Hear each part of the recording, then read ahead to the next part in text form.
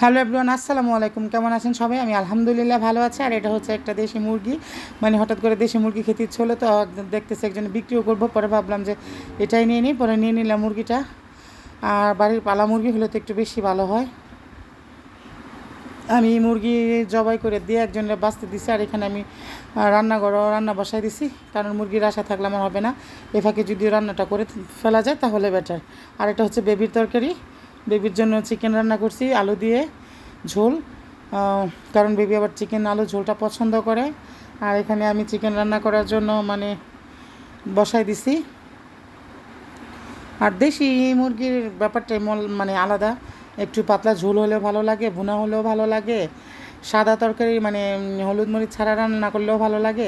সব কিছুই ভালো লাগে দেশি মুরগি। দেশি সব কিছুই ভালো। কথায় আছে একটা যে দেশি পুটিও ভালো, বিদেশি রুইও মজা না, মানুষ মুখে বলে আর কি। তো যাই হোক, এখানে রান্না বসাই দিছি। আর যে গরম পড়ছে 2 দিন যাবৎ, বেহাল একটা অবস্থা। মানে আমার অবস্থা বেহাল, আমি ঘাইমা গুইমা শরীরের পানি পইরা মানে একদম দুর্বল হয়ে গেছি, এরকম একটা ব্যাপার। তো যাই হোক, তারপরেও ভালো আছি, সুস্থ আছি, আল্লাহ বাঁচায় রাখছে বা বেঁচে আছি আলহামদুলিল্লাহ, যেমনই থাকি না কেন। তো এটাই হলো সবচেয়ে বড় কথা। কিন্তু মানসিক ভাব দিয়ে একটু অসুস্থ, এটা তো সব মানে কবে যে আল্লাহ এটার সমাধান দিবে সেটা একমাত্র আল্লাহ ভালো জানে। মানে মনটার মধ্যে অনেক কষ্ট জমে আসছে। যদি শেয়ার করতে পারতাম তাহলে হয়তো ভালো লাগতো আপনাদের সাথে। কারণ আপনারা তো অনেক সময় অনেকে অনেক সাজেস্ট করেন, অ্যাডভাইস দেন যে এইভাবে করেন আপু, এইভাবে করেন আপু, ভালো লাগে আসলে। আর এখানে যে দুপুরের খাবার নিয়ে বসে গেছি, অনেক কিছু ছিল, কয়টা বলবো, মানে অনেক কিছু ছিল। মুরগির পাতলা ঝোল ছিল, টক তরকারি ছিল, শুটকির ভর্তা ছিল, শুটকি তরকারি ছিল। গোসল করে আর চুল টুল একদম না খোলা আগে খেতে বসে গেছি, কারণ সারাদিনে তো একবার খাই দুপুরে ভাত। তো ভাবলাম যে চুলগুলো ভিজা শুকাক পরে আগে খেয়ে নেই।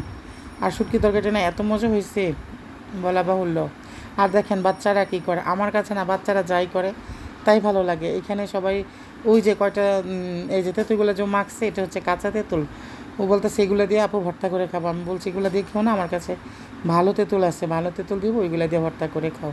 তো বাচ্চারা খাবে। আর এগুলা কি বলেন তো, এগুলা কি, এগুলা কি দেখা যাচ্ছে, বলবো না আমি কি, এইগুলা দিয়ে ওরা ভর্তা খাবে, আমার জীবন আমি খাবো না। পরে বলতেছে যে আপু খেয়ে দেখেন। পরে ভাবলাম পোলাপান মানুষ বলছে খেয়ে দেখি, পরে দেখলাম যে না, মোটামুটি কিন্তু যাত একটি স্মেল আসে না, ওইটা আসছেই। পরে মাহিয়া ভর্তা বানাইতেছে, বাচ্চারা খাবে, ওদের কাছে তো এগুলাই মজা। 2টা মরিচ পোড়া দিছে। আর এখানে আমার স্টুডেন্টগুলোও চলে আসছে, ওদেরকে পড়াইতেছি। আর ওরা ভর্তা বানায় খাইতেছে আমার ঘরেই, মানে আমার রুমে।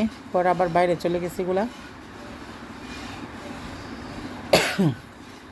অনেক ঠান্ডা লাগছে, খালি কাশি, একটা ব্যাপার হচ্ছে আমার। আর এই যে ঘরের সোফার কাপড় টাপড় এগুলো একদম অগোছালো হয়ে আছে, এগুলো গুছাবো, ধুইছি, মানে ধোয়াইছি,